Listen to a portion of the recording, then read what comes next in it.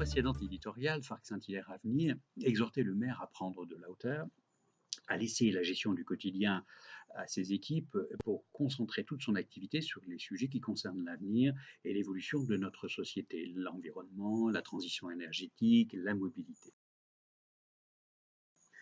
Quelques jours plus tard, dans le magazine de Farc, il signe un éditorial intitulé Mobilisons nos énergies en faveur de l'environnement. Nous ne pouvons que nous en féliciter.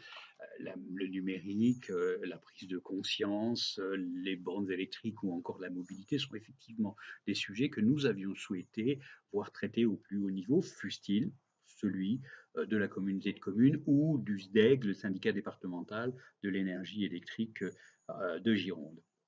Chaque lecteur aura en effet noté que tous les chapitres se réfèrent à ces deux entités qui agissent sur le territoire. Rappelons aussi le compte-rendu du conseil municipal du 14 décembre 2015 qui permet de se convaincre assez aisément que la mise en place des deux bornes électriques qui sont maintenant sur la route de l'avenue de la Laurence sont des initiatives du SDEG dans le cadre d'un plan général et départemental. Et après tout, ça ne fait pas une politique d'environnement local, mais ça a le mérite d'exister.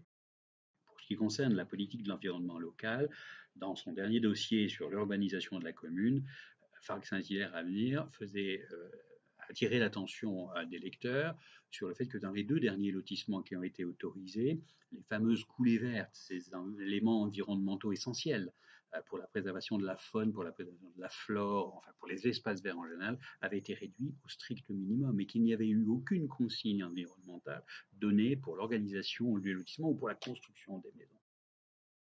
De la même manière, lors de la création du Carré des Forges, il y a eu disparition de tous les arbres qu'il y avait derrière la mairie, là où il y avait aussi un banc où un certain nombre de farguets pouvaient palabrer.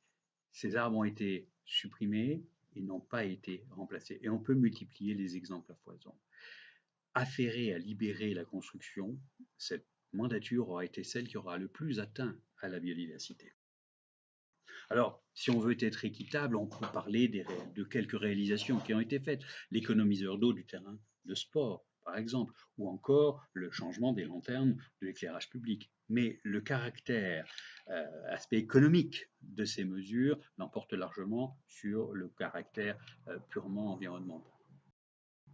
Alors, vous écrivez, monsieur le maire, qu'une mobilisation des consciences et des moyens est nécessaire pour protéger l'environnement. Nous en sommes tous convaincus et nous sommes prêts à vous suivre pour peu que vous en montriez le chemin. Il nous semble, à nous, que la route est encore un peu longue.